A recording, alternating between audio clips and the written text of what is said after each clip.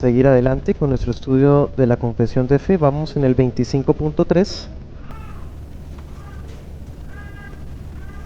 Estuvimos hablando recientemente acerca de las finalidades del matrimonio y para eso abarcamos unas 3 predicaciones. Y hoy vamos a comenzar una temática dentro de esta temática que es uniones legítimas para el matrimonio. Uniones legítimas para el matrimonio. La próxima enseñanza de ese tema será las uniones ilegítimas. Entonces, ya que hoy vamos a hablar de las legítimas, por decir así, vamos a responder una pregunta y es la de con quién debe casarse un cristiano. Y en la próxima oportunidad veremos alguna otra restricción. Por lo pronto veremos estas. Vamos a la escritura.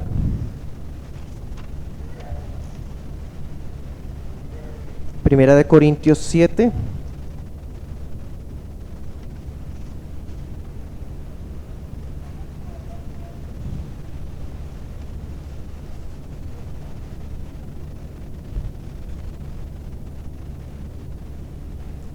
(29) 7:39, perdón. Primera de Corintios 7:39 dice: la mujer casada está ligada por la ley mientras su marido vive, pero si su marido muriere, libre es para casarse con quien quiera, con tal que sea en el Señor. Amén. Puede sentarse. Y ahora leamos el 25.3 de la Confesión de Londres de 1689. Dice: pueden casarse lícitamente toda clase de personas capaces de dar su consentimiento en su sano juicio. Sin embargo, es deber de los cristianos casarse en el Señor, y por lo tanto los que profesan la verdadera fe no deben casarse con incrédulos o idólatras, ni deben los que son piadosos unirse en yugo desigual, casándose con los que viven una vida malvada o que sostengan herejías condenables. Cierro comillas. Bien, hermanos. Entonces hemos visto la definición bíblica de matrimonio. Hicimos un recorrido en las finalidades del matrimonio. Y cuando se estudia este tema bíblicamente, vamos a darnos cuenta que no basta con tener esas temáticas en claro. Es decir, no basta con que tengamos una definición ortodoxa de matrimonio, ni que comprendamos las finalidades originales. Necesitamos un poco más. Reconocer lo concerniente a las personas con las que se puede llevar a cabo esa unión.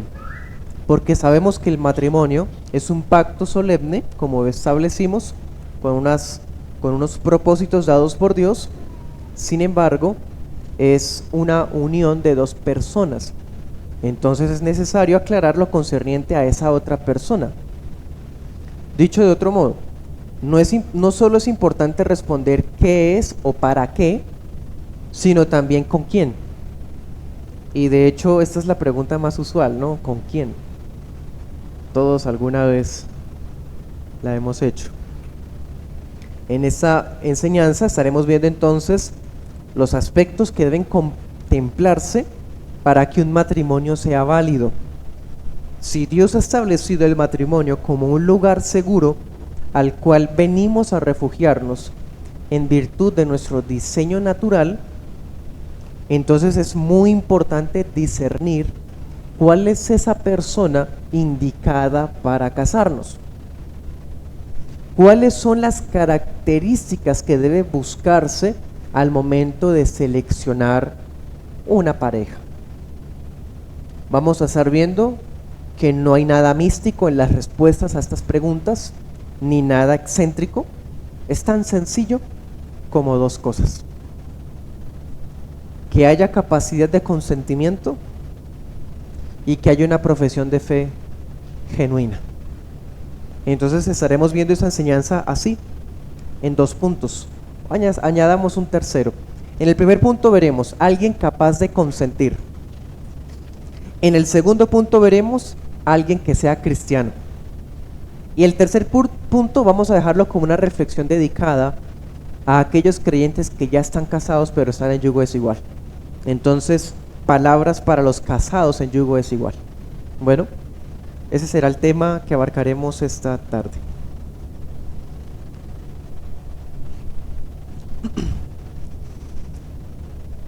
No es suficiente, bueno, primer punto, alguien capaz de consentir. No es suficiente con que el matrimonio lo conforme una pareja binaria. Es decir, no basta con que sea una mujer o una persona del sexo opuesto, si es una mujer pues un varón. No basta con que sea una relación monógama, es decir, que haya ese consentimiento de estar con una persona, nada más. También es necesario que cada parte demuestre un deseo voluntario de unirse a la otra persona. Es decir, que sea de los distintos géneros, que sea solamente uno para el otro, pero también que la pareja manifieste, ostente ese deseo por unirse a la otra persona. Es necesario que exista ese elemento. Porque, hermanos, igual de grave que prohibir casarse, como dice 1 Timoteo 4:3, ¿se acuerdan? Igual de grave que prohibir o impedir un matrimonio que de manera ilegítima, es igual de grave la persona que ejerce coerción para provocar un matrimonio. Claro, si el Señor trata con tanta veracidad y fuerza a aquel que prohíbe y lo trata como doctrina de demonios, como una señal de la apostasía, ¿qué se puede decir entonces de personas que llegan al matrimonio obligadas? ¿Cierto? Claro que para nuestro contexto contemporáneo ese tipo de casos son un poco más difíciles de encontrar, ¿cierto que sí? De pronto en la Edad Media, cuando había uniones más políticas y comerciales, ¿cierto? Entre la nobleza, era un poco más frecuente, pero a estas alturas que alguien alegue que fue obligado es un poco ridículo. Como sea, cuando uno dice, hermano, que la coerción es una señal de falta de deseo, falta de voluntad, lo que estamos diciendo es lo siguiente: el matrimonio es un pacto solemne. Así que si se trata de un pacto, o como vimos alguna vez desde una perspectiva jurídica, es un negocio jurídico, pues evidentemente el consentimiento es un elemento esencial. Porque ¿qué tipo de negocio o contrato se puede hacer si una parte no está consintiendo? Bueno, pues cuánto más en el matrimonio si es un pacto. Un matrimonio no está vigente si no ha habido un consentimiento, como esa iniciativa o ese sí acepto sobrio de una persona. Ahora bien, esto nos lleva a aclarar dos detalles. Primero, cuando la palabra dice o nos enseña que el matrimonio requiere consentimiento, y de hecho la confesión de fe lo establece explícitamente, dice capaces de dar su consentimiento en su sano juicio, no está queriendo decir que el patricentrismo no sea bíblico. ¿Qué es el patricentrismo? Usted lo puede ver en 1 Corintios 7. ¿Se acuerdan cuando en esa carta hay un tema bastante fuerte que dice que cuando un padre tiene a una hija y no quiere darla? Bueno, ese tema para los días de hoy es un poco complejo, y más cuando en muchos casos hay parejas que se casan porque sí y ni le preguntan nada a los padres, pero bíblicamente no es así. Los padres tienen una posición. Eso se lo puede ver por allá en 1 Corintios 7, ¿sí? Versículo 36 y algunos otros más. El patricentrismo es una práctica bíblica que enseña que los padres tienen un papel importante en el noviazgo. partiendo ya que vimos el noviazgo bíblicamente, ¿no? Es decir, de un cortejo bíblico, de una relación con propósito, ¿sí? Los padres juegan un papel importante en esa relación. No son dos fulanos espectadores, igual que el vecino de la cuadra o el amigo fulano. No, son personas que participan, tienen voz en la relación, ¿cierto? En el sentido de consejo, experiencia, sabiduría. Y ese papel debería estar vigente para los días de hoy. Usted puede ver, por ejemplo, en Génesis 24, que Abraham le busca la esposa a Isaac.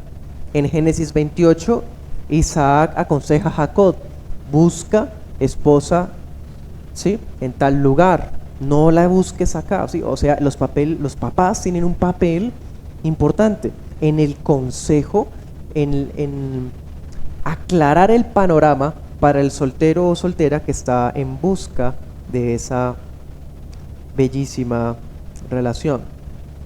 Éxodo 34:16, Jueces 14:3, etc. En otras palabras, los padres pueden llegar a expresar su opinión, su ausencia de bendición cuando no se encuentran esas características que los padres esperan bíblicamente, ¿no? Tenemos el caso de Sansón. Los padres le dicen: hijo, ¿por qué no buscas entre las hijas de tu pueblo? ¿Cierto? Ahí vemos un consejo que es bíblico. Pero si hubiese de pronto una intervención para decir: no se case con fulana de tal porque esa fulana no ha estudiado, pues ahí vemos que no es un argumento bíblico y es más bien una intervención ilegítima. ¿Se dan cuenta? Entonces, no significa que entonces que un padre un día o un pastor le recomienda a una hermana como respondiéndole la pregunta: pastor, es que fulano de tal, fulana de tal, después de un proceso, ¿será que está bien que me case con él? Y que el padre o el pastor diga: sí, hermana, vemos bíblicamente que no hay impedimentos para eso. Ah, bueno. Y se casan y al pasar de los años: no, es que fue culpa de mi papá y el pastor me obligó. Ustedes se dan cuenta, no aplicaría en ese sentido. El patricentrismo no sirve para excusar la responsabilidad de la persona al dar su propio consentimiento. Eso por un lado. Por otro lado, cuando decimos que el consentimiento es un elemento esencial, no se anula la responsabilidad que tiene el fornicario cuando quiere enmendar su error. Es decir, un caso de una pareja que resulta que antes de casarse caen en fornicación y pues estos jóvenes o esa pareja desean formalizar las cosas, ya que pues su pecado se ha puesto al descubierto, ¿sí? Esa pareja va a casarse para enmendar su pecado. Vemos en Génesis 34:12 cuando Siquén viola a Dina, ¿se acuerdan? El muchacho toma una iniciativa saludable, él dice: yo pago lo que sea, ¿sí? Cometí, ¿cierto?, un error, ahora estoy dispuesto a casarme. Bueno, ya sabemos que eso no terminó bien, pero tenemos el caso que también ya vimos en Éxodo 22:16, ¿se acuerdan? Cuando un joven tomaba una doncella, tenía que casarse con ella, ¿se acuerdan que vimos eso en Éxodo 22? ¿Sí? Entonces ahí vemos, el fornicario, si es creyente y está arrepentido, puede dar el paso de enmendar su error a través del matrimonio, y no porque el matrimonio expíe pecados, sino porque demuestra que esa pareja está arrepentida de su maldad y porque de verdad están caminando en santificación, ¿cierto? Entonces no puede llegar a darse que esa pareja de fornicarios, después de 5 años de que se dan cuenta por fin de que lo que hicieron fue meramente pasional, entonces dicen que no se casaron con consentimiento, sino que fueron obligados por la disciplina eclesiástica. Sería algo también patético. Entonces, cuando decimos del consentimiento, no estamos refiriéndonos ni a refutar el patricentrismo ni a enmendar la fornicación. Estamos diciendo lo siguiente: este argumento del consentimiento es un elemento subjetivo, está dado para evitar que personas incapaces vengan al pacto. Cuando decimos que alguien no puede dar el consentimiento, ni siquiera estamos pensando en alguien obligado. Estamos pensando es alguien que ni siquiera legal o físicamente puede decidir. Ejemplo, un niño. Ejemplo, un discapacitado mental. De eso es que se está hablando. De hecho, la confesión lo dice, dar su consentimiento en su sano juicio.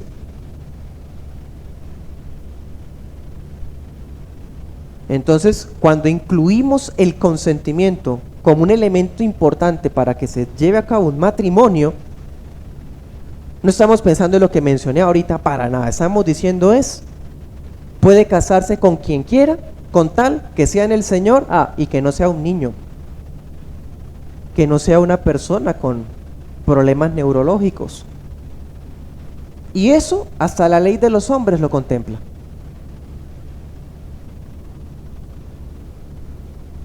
Incluso desde una perspectiva meramente jurídica, en Occidente, personas como los menores de edad o los discapacitados mentales no pueden ser tenidas como sujetos lícitos para negocios, para contratos, menos para el matrimonio.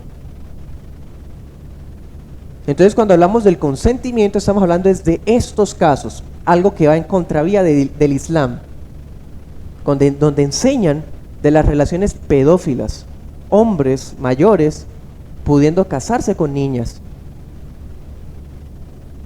Eso lo prohíbe la palabra. O las sectas como el mormonismo también, que apoyan la poligamia, o el posmodernismo, que quiere disminuir la minoría de edad, o permitir que personas con ciertos síndromes se lleguen a casar, porque es que es tan bonito y romantizan la situación. El matrimonio no es para jugar. Providencialmente Dios ha negado ese pacto para personas incapaces. ¿Ven? Entonces, cuando vamos a buscar con quién vamos a casarnos, lo primero que hay que ver es que sea mayor de edad y que esté en su sano juicio. Entonces, con ese primer paso usted dice, bueno, ahí sí ya vamos bien. No es nada místico ni excéntrico, ¿cierto? Obviamente, cuando uno habla del consentimiento para esas alturas, es porque puede haber un interés recíproco, ¿cierto que sí? En fin, vamos al segundo punto. Alguien que sea cristiano. Entonces, en el primer punto que vemos, ¿con quién debo casarme? Primero, ¿qué es lo primero que debemos ver? Que sea una persona en sus cabales, mayor de edad, sencillo. Segundo punto, que sea cristiano. Si usted es cristiano, debe ser cristiana la persona que usted busca. Si usted no es cristiano, ok, es libre de hacer lo que quiera en su libre albedrío corrupto. Pero si somos hijos de Dios, los hijos de Dios, el segundo aspecto que observamos al momento de decidir con quién casarnos es la fe. La fe, que se trate de un verdadero cristiano. Si entendemos lo que significa fe, no basta con pegar un sticker que diga que somos cristianos, o que tenga la manilla de todo lo puedo en Cristo que me fortalece, o publica estados en el WhatsApp con versículos de salmos. Eso no es ser cristiano. Hay frutos de cristianismo, ¿sí? Y ahí vamos al texto que leímos al comienzo, 1 Corintios 7:29. Hermano y hermana, Pablo fue tan sencillo como explícito al decirnos que cada uno es libre para casarse con quien quiera. Textual, sencillo, nada místico. No tuvo que hacer 21 días de ayuno, el ayuno de Esther o de Daniel o el ayuno de yo no sé quién. No tuvo que, mejor dicho, colocar una señal cuasi angelical, que si brillaba el sol hacia tal lado a la hora tal y la persona tiene la camisa de color tal, entonces esa es. Nada de eso, solamente dice el Señor, ustedes y yo, eso hace parte incluso de la libertad cristiana. Somos libres para casarnos con quien queramos, mayor de edad y que sea, ¿sí?, en sus cabales, ¿cierto que sí? Pero luego dice, con tal que sea en el Señor.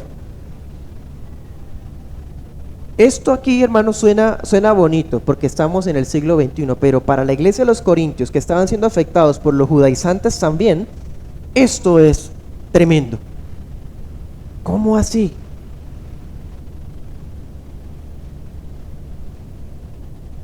¿podemos casarnos yo siendo judío de la estirpe de Isaacar con una griega? Sí. Si es creyente, sí. Yo siendo árabe de mi ascendencia, ¿me puedo casar con una afroamericana? Sí.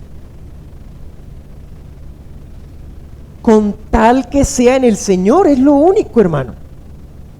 Ahora, cuando dice que sea en el Señor, no significa que debe haber una boda religiosa. Me explico. Algunos dicen, es que si usted llega a la fe, casado, pero usted se casó por lo civil nada más, entonces su matrimonio no es válido porque dice que tiene que ser en el Señor. El texto no está hablando de una boda religiosa, o sea, tiene que ser en una capilla por un pastor ordenado que la bendiga para que sí estén casados. ¿Quién dijo eso, hermano? Es más, la Biblia ni siquiera deja tal cosa dentro de las funciones bíblicas de los oficiales de la iglesia. ¿En dónde la Biblia dice que las funciones del pastor sea casar? Que lo muestren. Es más, ni siquiera hace parte del principio regulador. Al contrario, una boda nunca se celebraría en un culto de Día del Señor. Una iglesia reformada nunca haría eso, porque eso viola el principio regulador. ¿En dónde dice la Biblia que hay que hacer bodas el domingo, en el culto? ¿Me hago entender? Entonces no está hablando de que si una persona llegó casada por lo siguiente de su matrimonio no es válido, para nada. Casarse en el Señor, lo que les estoy diciendo, significa que las limitaciones para el matrimonio ya no son raciales. Antes sí. Eso era tan marcado, hermano, que cuando Moisés se casa con la cusita, Aarón y Miriam no pueden evitar chismear. Y no había ningún impedimento, era cusita, etíope, de raza negra seguramente, pero no había prohibición para eso. Las limitaciones para el matrimonio ya no son culturales. No es que no puede ser un costeño con un santanderiano, o no puede ser un bogotano con un estadounidense. No, esos son diferencias culturales muy... No. Libre para casarse con quien quiera. Eso lo logró Cristo. Eso lo ganó Cristo en la cruz también, hermano. Imagínense. Antes eso era impensable. Es más, ¿se acuerdan por allá en Números, el último capítulo, el 36? Las hijas de Zelofejad tuvieron que casarse con primos para estar dentro de la línea. ¿Se acuerdan? De Manasés. O sea, porque había limitaciones culturales y raciales. Porque la iglesia era nacional. Hoy la iglesia no es nacional, es universal. Por eso es con tal que sea en el Señor. Entonces, hermanos, si tenemos esta libertad tan maravillosa de que somos de distintas culturas y pudiésemos unirnos con una asiática o con una europea, si fuésemos solteros en matrimonio, con tal que sea en el Señor, ¿cómo es posible que cristianos no estén mirando en la iglesia, sino están mirando al mundo? O sea, antes tenían que mirar solo en las tribus de Israel. No podían mirar hacia los gentiles. Y si miraban a los gentiles, el gentil tenía que convertirse primero al judaísmo. Hoy día, hermano, eso ya no es así. Puede haber incluso diferentes nacionalidades, con tal que sea en el Señor. Entonces, ¿por qué mirar hacia afuera? Sencillamente, esa persona es rebelde de corazón o muy seguramente no ha nacido de nuevo. El Señor nos ha dicho, es libre para casarse con quien quiera, con tal que sea en el Señor. Hermano, las posibilidades se multiplicaron y todavía mira al mundo. Eso es incredulidad o cinismo. ¿Me hago entender? Por eso dice el apóstol en otra parte, no se unan en yugo desigual con los no creyentes. 2 Corintios 6:14. Con tal que sea en el Señor. Todo cristiano soltero que aspira a construir una relación sentimental, matrimonial, No debe mirar por fuera de las fronteras de la Iglesia Universal. Y ojo, no estamos ni siquiera hablando de la iglesia local. Es que usted no puede mirar por fuera de la iglesia local. No, ¿quién dijo eso? Eso solamente lo diría una secta que se cree de pronto la única. Nosotros no nos creemos así. Ni siquiera estamos hablando en términos denominacionales. Es que solamente tiene que ser Bautista Confesión de 1689. No, con tal que sea en el Señor. La viña del Señor es muy variada, hermano. Grande. De muchos colores. ¿Cierto que sí? Excluye es alguien que profesa una religión diferente. Es que la viña del Señor es grande, entonces vamos a unirnos con un hindú, porque el hindú cree en Jesús, dice que Jesús es un maestro. Ay, el musulmán enseña que Jesús era un profeta muy amado por Alá. Entonces, ves, tenemos como algo en común. De ninguna manera.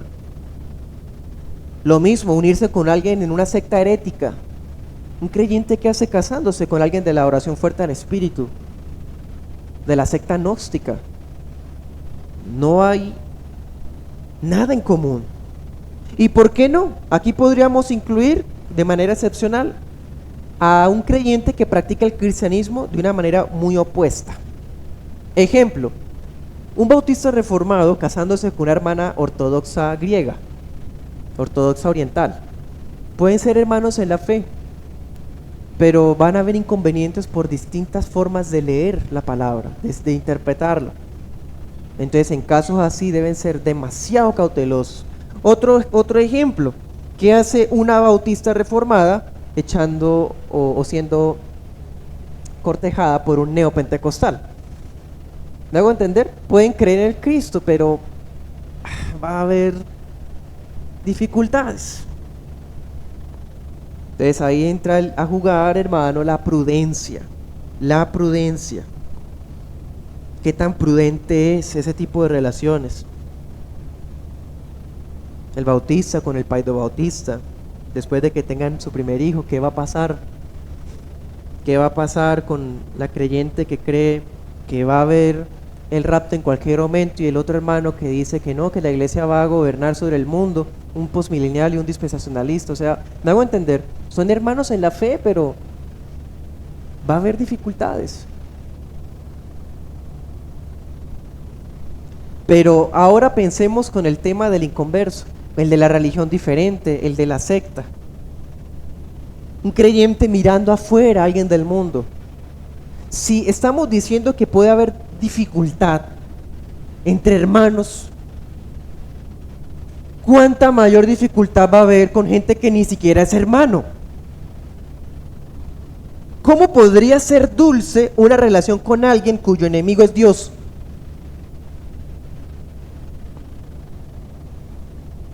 ¿Está dispuesto un verdadero cristiano a tener al diablo como suegro? Eso es muy extraño. ¿Pretende tener las fuerzas como para llevar a cuestas un cadáver en descomposición? Porque ese yugo es igual. Lleva un cadáver a cuestas, cuesta arriba, hermano. ¿Está dispuesto? ¿Tiene las fuerzas para hacer eso? El Señor no va a utilizar a sus hijos como cebo para pescar. Es que yo lo voy a convertir. Mire, yo le estaba hablando de la palabra y ha sido muy como muy juicioso, muy juiciosa. Ha ido a la iglesia conmigo unas 5 veces. A veces cuando puede va. Dios no la va a utilizar como carnada para traer un alma. Y eso lo vemos especialmente, bueno, eso sea más personal. El servidor ha visto más ese tipo de casos en las mujeres, hermanas, que quieren ser misioneras y pescadoras de hombres de una manera ilícita. El Señor prohíbe eso, punto. ¿Qué dice la palabra? ¿Es mayor de edad? ¿Del otro género? ¿Está en sus cabales? ¿Pero es cristiano? ¿Cristiano verdadero? Ese es como el punto más importante. ¿De qué serviría que sea mayor, en sus cabales, pero no es cristiano? Lo tiene todo menos a Cristo. No tiene nada, está perdido. Y esas son las preguntas que uno haría. ¿Cómo puede ser dulce esa relación? Pero ahora miremos las preguntas que haría el Espíritu Santo. ¿Qué le pregunta? ¿Qué cuestiona el Espíritu Santo a una persona, a un creyente así, nominal, probablemente inconverso? ¿Qué diría el Espíritu Santo? Él diría esto: ¿qué tiene en común la justicia con la injusticia? ¿Qué relación puede haber entre la luz y las tinieblas? ¿Qué concordia tiene Cristo con Belial? ¿Qué tiene en común el creyente con el incrédulo? ¿Qué acuerdo puede haber entre el templo de Dios y los ídolos? Son cuestionamientos que debe hacerse ese creyente que mira afuera. Así como los hijos de Dios miraban entre las hijas de los hombres y la que era más bonita, esa era con la que se casaban, así a ese todavía mucho creyente, mirando afuera que porque la tal es más hermosa y aquí en la iglesia o en la iglesia universal no hay mujeres tan hermosas como las hijas de Caín. Eso provocó el diluvio, hermano. Y eso provoca apostasía todavía en muchos creyentes. Cito a Arthur Pink, abro comillas: como sufriría un atleta que se amarra a una roca pesada y después espera ganar una carrera, así sufriría el que quiere progresar espiritualmente después de casarse con alguien del mundo. Cierro comillas.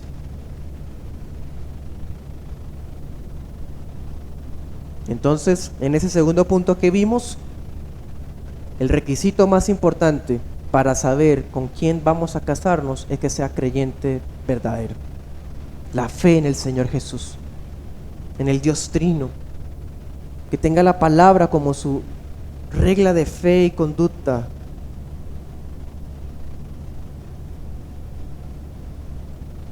Y ahora vamos a decir algunas palabras para los hermanos que actualmente están en yugo desigual.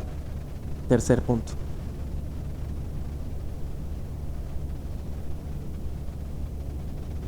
Esto que hemos visto hasta este momento le brinda una brújula al soltero que aspira a casarse.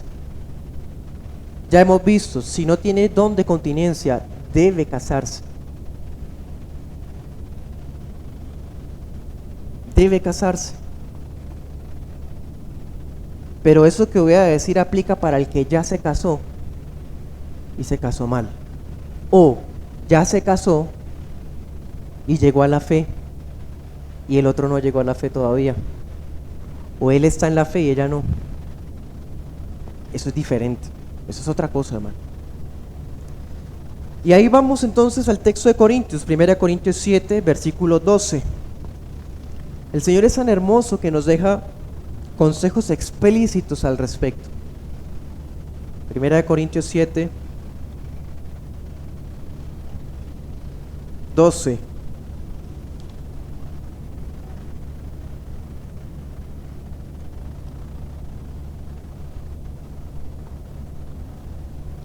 Dice: si algún hermano tiene esposa que no sea creyente y ella consiente en vivir con él, no la abandone.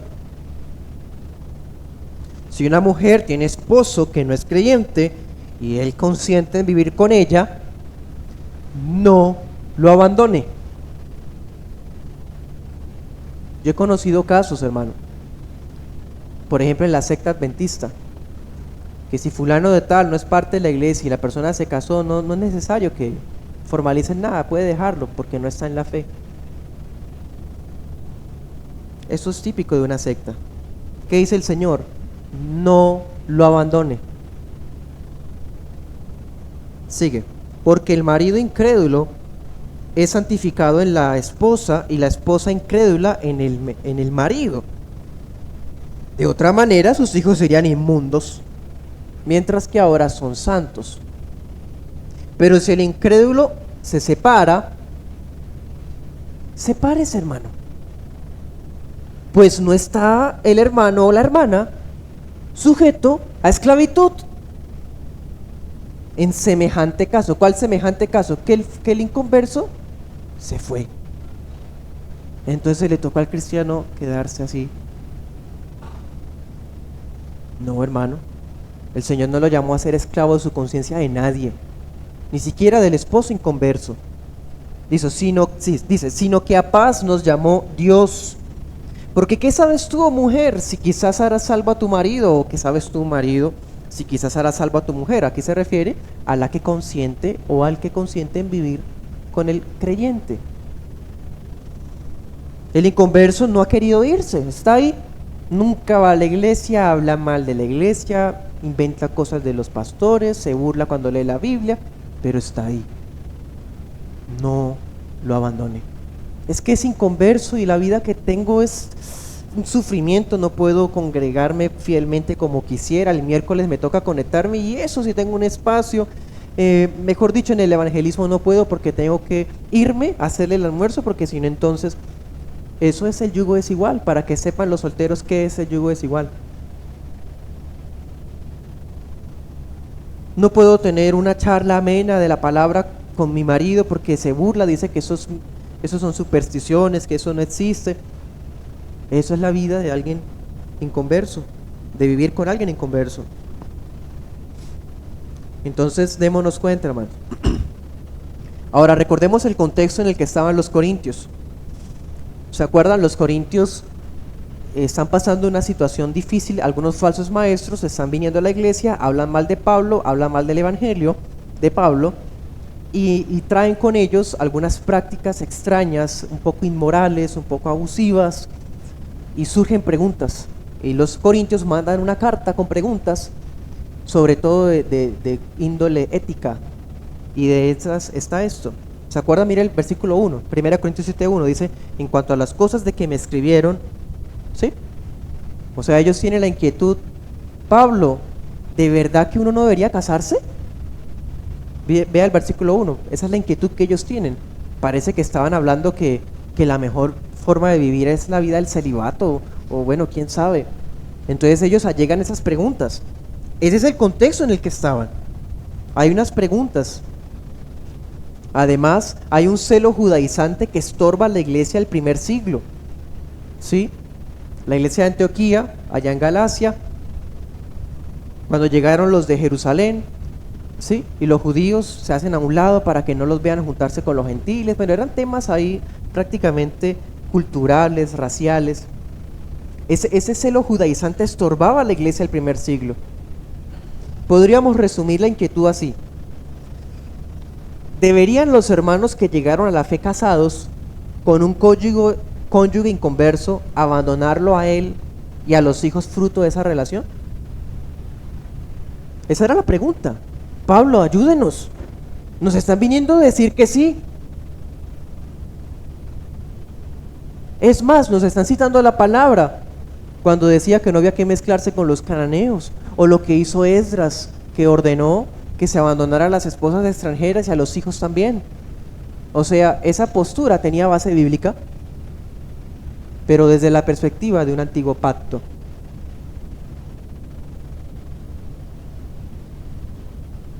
Entonces, ¿qué responde Pablo? Hermano, hermana, llegaste a la fe casado o casada con un incrédulo o alguien que todavía no está en la palabra, no es razón para auspiciar la separación o el divorcio. No lo abandone. Y si alguien va a dar el paso de la separación o del divorcio, que sea el inconverso. El cristiano no tiene ese derecho. Para el cristiano, el que Dios odia el divorcio es un principio.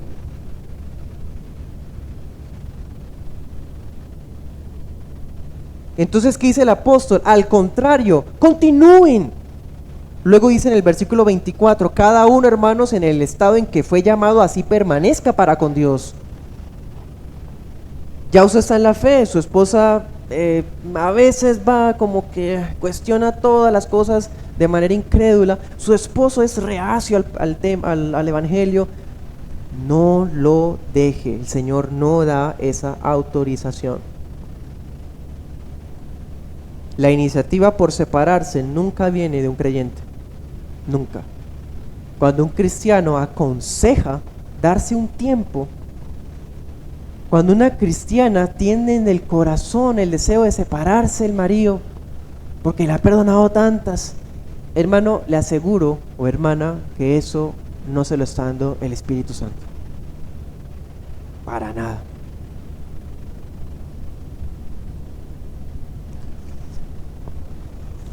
Ahora surge otra inquietud. Pongamos un ejemplo. Un cristiano se casó hace unos 10 años en sus días de idolatría papista, o que fuera hindú, quién sabe, y llegó a la iglesia.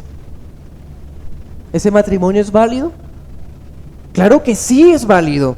Es un matrimonio legítimo bíblicamente, así lo haya casado quién sabe qué cosa, en un ritual yo no sé qué cosa, porque como hemos visto, el matrimonio es una institución universal dada por Dios a la humanidad. Es que yo me casé cuando era budista, eso no es válido, ¿cierto? ¿Por qué no es válido? Usted ya se casó así, ese día dio consentimiento, era mayor de edad, estaba bien, ¿cierto? De la mente. Bueno, es que muchas veces, hermano, este tema es tan sensible, es porque la gente quiere hacer lo que quiere. La gente quiere darle rienda a su carne y usan al matrimonio como un juego para la promiscuidad. Me viene a la mente un proverbio, en Proverbios hay un pasaje que dice que la adúltera peca, se limpia la boca y dice no ha pasado nada. Así trata el matrimonio el inconverso. Es más, el apóstol trata como santificado al cónyuge inconverso. Le dice santificado, hermano. Es que ese hombre blasfema contra el Señor, yo no puedo tolerar eso. ¿Y qué sabes tu mujer si no lo salvas con tu ejemplo, con tu testimonio? ¿Cuál es el consejo del apóstol Pedro? Rebélese, mujer, empodérese, tome la voz como Débora. No, nada de eso, le dice gáneselo sin palabras. O sea, si ha hablado tanto como una gotera, cállese y gáneselo sin palabra. Cuando vea su conducta casta, ¿se acuerda? Primera de Pedro, casta y respetuosa, entonces se lo habrá ganado. Ese es el testimonio de una cristiana, de un cristiano que está bajo el yugo desigual. Durísimo, hermano. Eso es una situación fea, una tribulación diaria, una carga horrible, de la cual no tiene escapatoria si usted es cristiano. Por eso piénselo, así lo vea tan hermoso, tan hermosa, pero si es del mundo.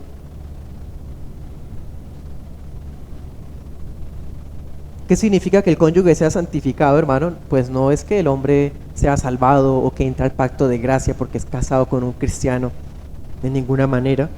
Lo que significa es que esa persona, el cónyuge inconverso, está apartado de entre todos los demás para que sea el esposo del creyente. Eso es, está santificado para él. Se hace uno con una persona que es hijo de Dios, hija de Dios.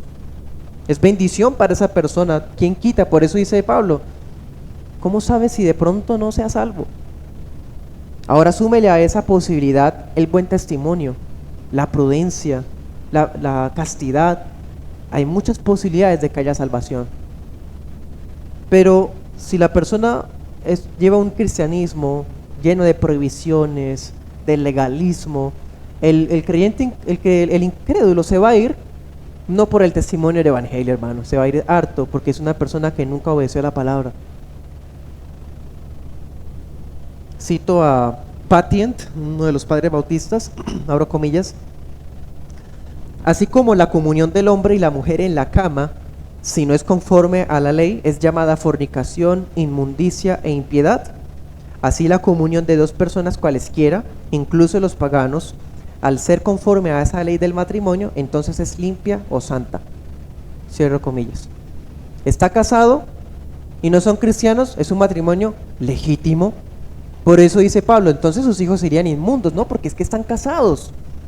Como vimos la vez anterior, no son bastardos, son tenidos en matrimonio, aunque no hayan estado en la religión verdadera, porque es un matrimonio legítimo.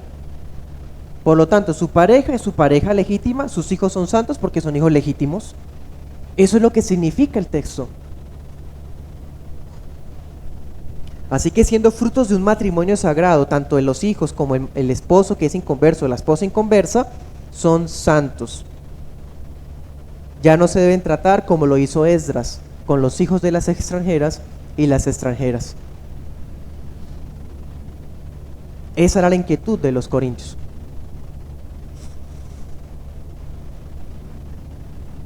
Cito a otro autor, abro comillas: un hijo es legítimo y santo en el contexto de un matrimonio. Así también, dentro del contexto del matrimonio, un cónyuge, aun cuando no sea creyente, sigue siendo legítimo y santo en su posición. Es decir, no lo abandone, porque aunque es un incrédulo, su posición como marido es completamente legítima o santa ante los ojos del Señor, al igual que los hijos que produjo esa unión. Cierro comillas. Bien, entonces, palabras para los que están en yugo desigual: persevere, hermano. Dar testimonio todos los días. ¿Quién quita que por su testimonio gane a esa persona? Ese es el consejo de Dios para el que está en yugo desigual. Nunca es sepárese, jamás, nunca. Y el que es soltero y está mirando hacia afuera, más bien revise si está en la fe. Para terminar, vamos a decir dos aplicaciones.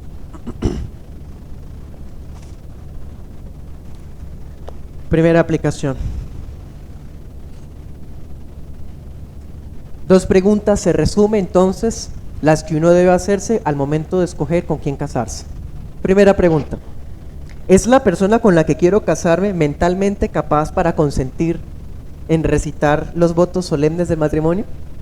Sí, ok, ya va una bien. O sea, no se está fijando en un niño, una niña, ni tampoco en una persona con problemas neurológicos, está bien. Segunda pregunta, y la más importante: ¿es un verdadero creyente en el Señor? Sí, porque va a la iglesia. Es más, lo conocí allá en la iglesia. Ay, hermano.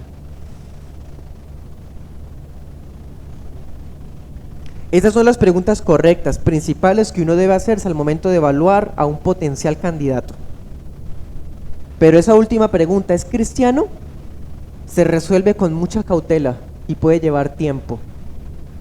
Dé tiempo para responder esa pregunta. ¿Qué pruebas ha pasado esa persona? ¿Qué testimonio da la familia? ¿Qué testimonio dan los pastores?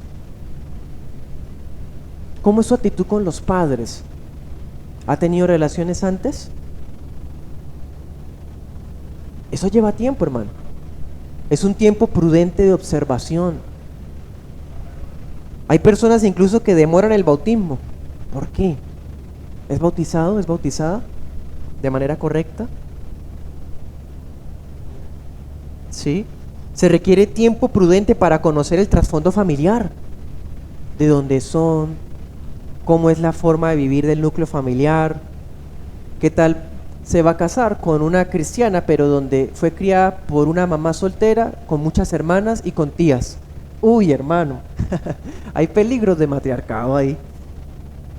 Entonces debe analizar eso. ¿Ella tiene un corazón sumiso o también es así revolucionaria o rebelde? Eso suena un poco chistoso, pero es la realidad. ¿Cómo es el trasfondo eclesial? ¿Es cristiana? ¿A qué iglesia va? Bueno, fui a ver, y después que se acabó el culto, la prédica fue un versículo, no lo explicaron y todos se cayeron al piso. O sea, para esa persona la iglesia es eso.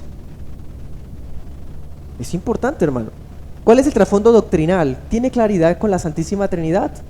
¿Tiene claridad con la inspiración de las Escrituras? ¿Qué piensa acerca de la muerte? ¿Cierto?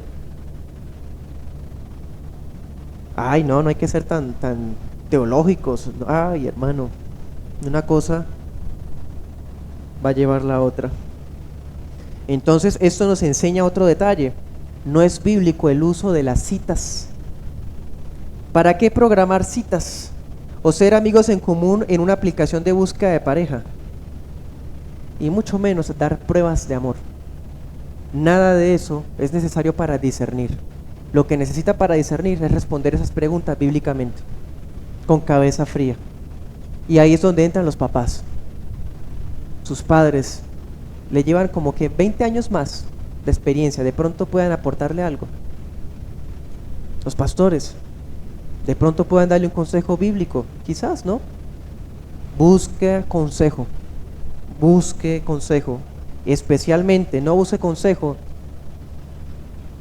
de personas que no tienen un buen testimonio familiar. Busque consejo de personas que tengan años de matrimonio, que hayan sido parejas monógamas, que hayan perdurado a través de las pruebas y las tribulaciones. Esos son los consejos que a usted le sirve si es soltero.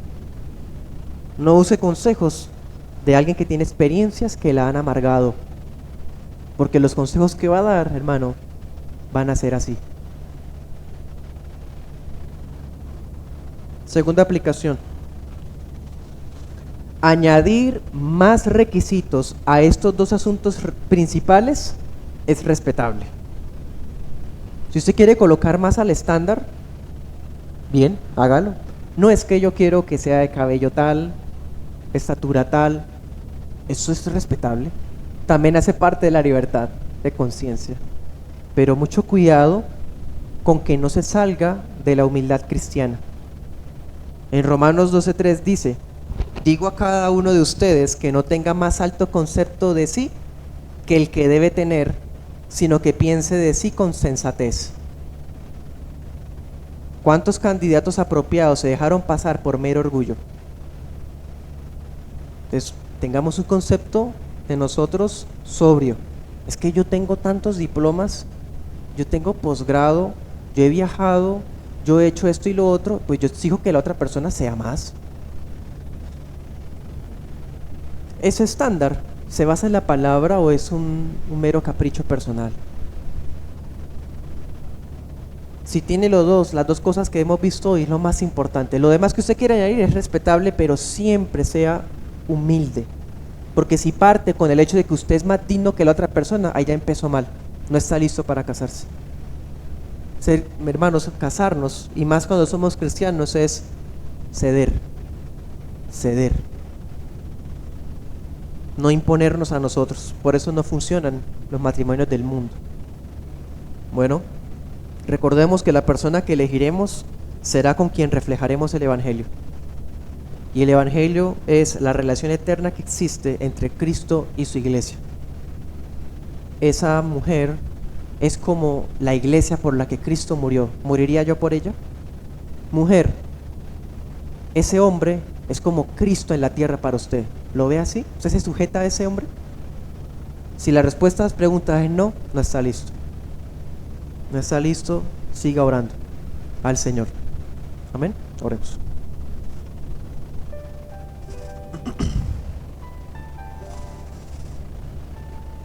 Padre Santo, Señor Jesús, Espíritu Santo, estas preguntas son prácticas.